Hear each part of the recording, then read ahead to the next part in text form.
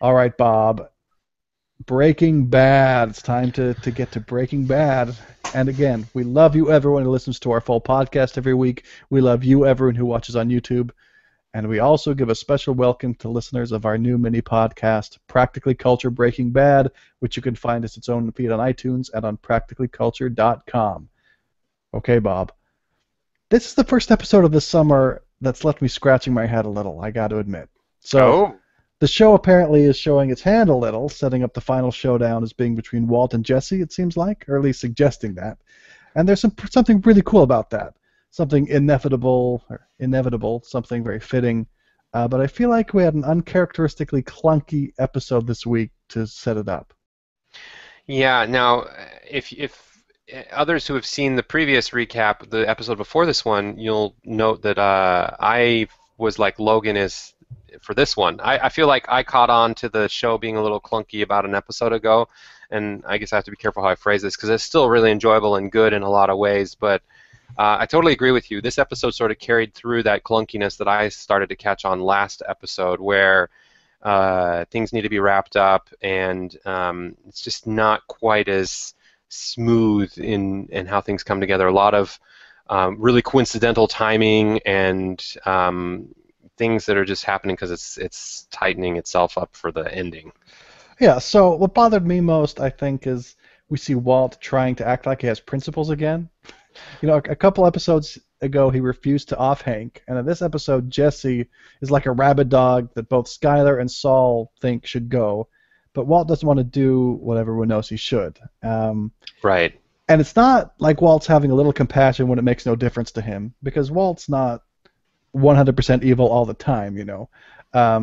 So he'll do things that are nice to people he likes if it doesn't hurt him. But Jesse does seem like it could hurt him. You know, these are not him being smart in a way that that will benefit him. That's not the Heisenberg we've been getting for 5 seasons now. He would have offed Hank and Jesse, no questions asked. And so I'm not so sure that it makes sense to me, his hesitation here. Well, I think the show is trying really hard to put Jesse in a box in terms of Walt's approach towards him, and I get that. Like, he's done a lot for Jesse. They've been through this together through the whole thing from the beginning. But you're right that, like, at this phase of Heisenberg-esque behavior, um, maybe it would have been too heavy-handed for them to point it out for me, but I'm not quite getting why Jesse is still off limits. It feels like Hank is more off limits than Jesse, but the show's almost trying to make a statement that Jesse's even more off limits than Hank. Yeah, and actually, to be honest with Hank, I buy it a little bit more, just because Hank or Walt had a good plan without killing him. You know, as Marie says to her therapist, Walt basically won. He dominated Hank into submission. And if that plan doesn't work, it's not because Walt didn't come up with a great plan, because he did. With Jesse, though, you know, Hank even mentions to Jesse while they're at the table that it looks like Walt has always had a soft spot for you, Jesse. And that immediately made me start thinking in my mind, has he? Has he had a soft spot for Jesse, or has it always been that he's needed Jesse, or that he's found it valuable to keep Jesse around, or at certain times needed an ally, and Jesse could have been that only person? Um, because he's also jerked Jesse around and been a real dick to Jesse, too. Yeah, and this is kind of a weird father figure type thing too with Walt, because with his own son, he hasn't been able to have that father relationship in the way that maybe he wanted, just because he's been holding so much back, and he's lying to him as much as he's telling him anything that's the truth through all 5 seasons.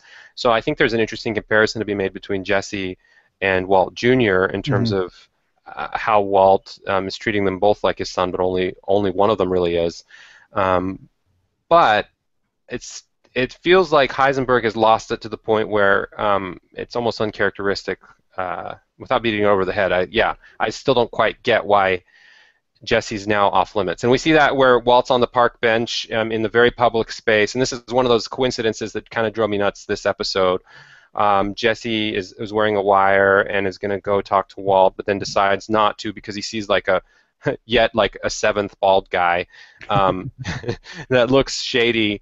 But then later on, we see that like his daughter, the daughter of this bald guy, runs up to him and, oh, it's just a coincidence that there is a guy that's perfectly placed to be somebody that looks suspicious, and the show's trying to say like Jesse was thinking Walt was already wanting to take him out, but it's just this huge misunderstanding because Walt really still did have a soft spot at that stage.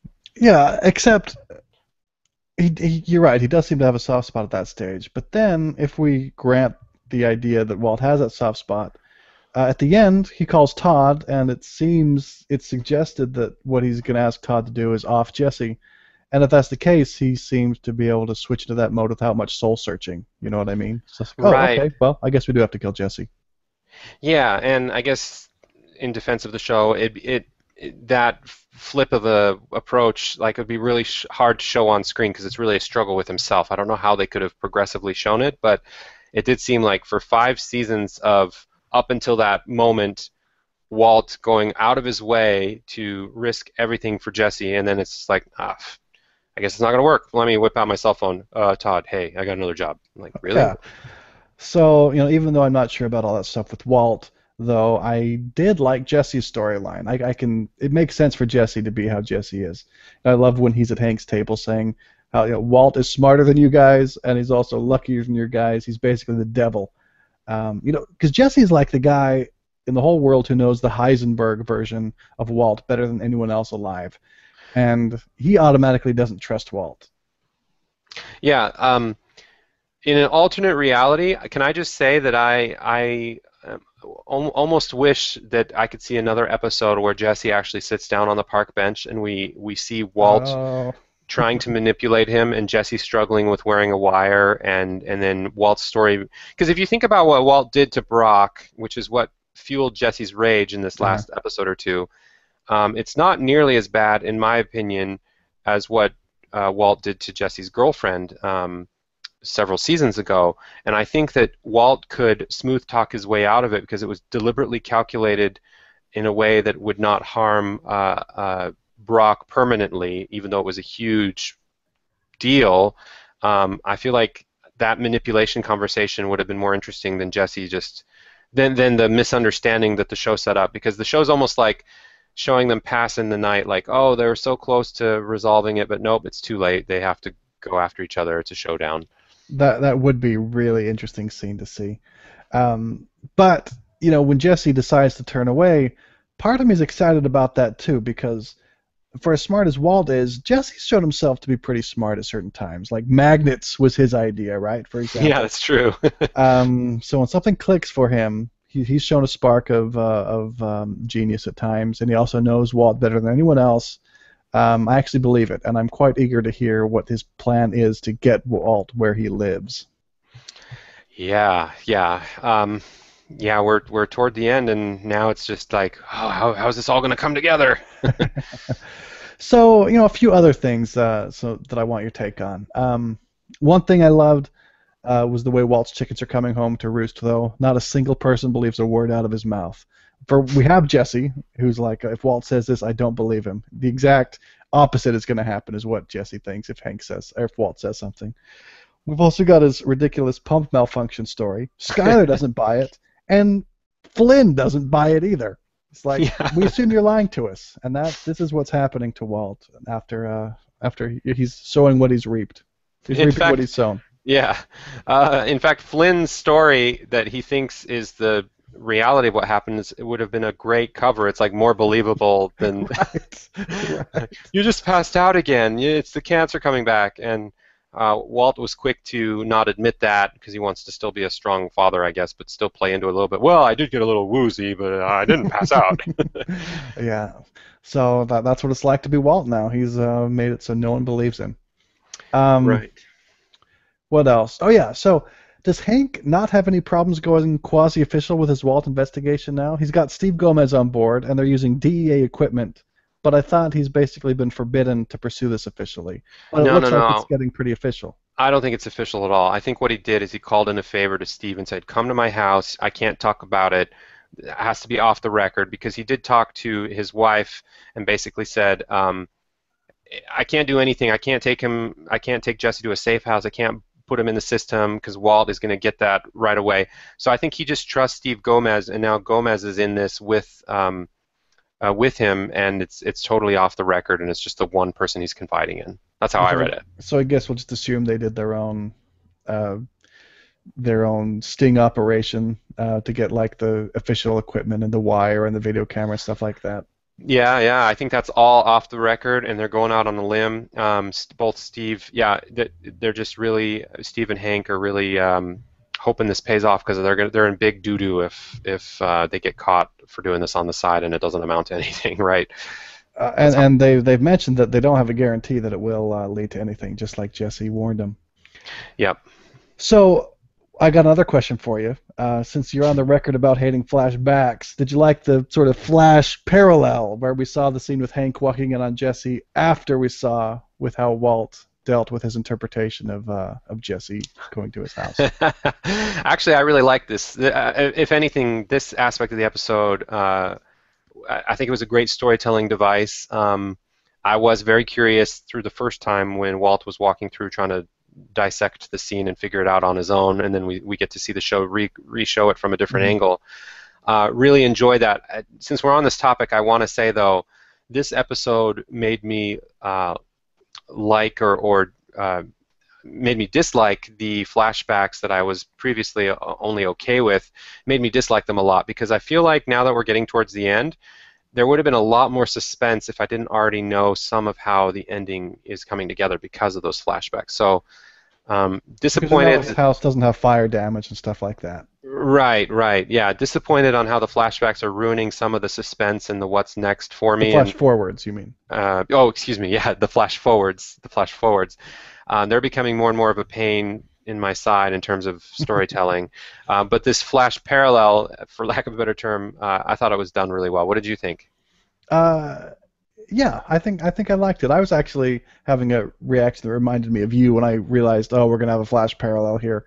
But it turned out to be unexpected, but it made a lot of sense that Hank would be following him, even though that's the last thing I was expecting to see Hank come in and be the one who stopped it.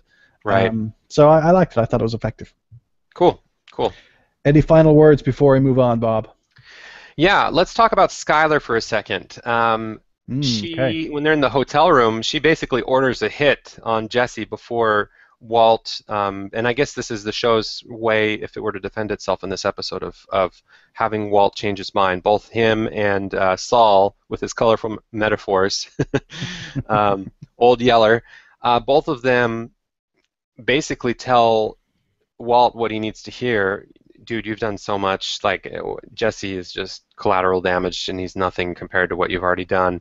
But I'm surprised. Skylar was shaking a little bit. She had some lip quivering, and she didn't like that she had to point this out. But I guess we're seeing Mrs. Heisenberg show through in the sense that she's now comfortable with the slippery slope being what it is. I was thinking maybe that she was still at odds with Walt in terms of her morality being still at a different level than his, but it feels like she's almost there with him at this stage. What did you think? I actually look at it a little bit differently. I thought that when Jesse's coming to their home, putting gasoline everywhere, almost burning it up, we know that he's super pissed at Walt. This guy is a loose end at this point. He's out of control. He can't be managed. Saul and Skylar have it exactly right. If you are this deep, you have to go all the way. Why stop here, as Skylar puts it? We've broken all these laws, all these morals, all these principles, across all these lines. It makes absolutely no sense to be this arbitrary principle, the one that keeps us from seeing this thing through. I feel like it's so obvious that I had a problem with Walt not seeing how obvious it was, sort of the other way. So you're right, that Skylar wasn't exactly comfortable saying that. She hated that she had to be the one to say it, but it's just so obvious that even Skylar knew it. Right, so you're saying this just reinforced the whole scene with Walt on the park bench being sincere, felt almost a little out of place. To me, that's the case. Yeah, fair enough. Okay, how about you? Last word? Yeah, so to wrap up, I'll say it one more time. As Jesse's been withering away, I haven't really figured he'd be a big part of the end, but I'm excited now at how inevitable it seems and how proper it'll be for there to be a Jesse-Walt showdown. And let's just hope that the ham-fisted story hiccups in this episode are behind us and we can get back some of our momentum now that the chessboard has been rearranged. Love it. Awesome. Only 4 more episodes. Can't wait.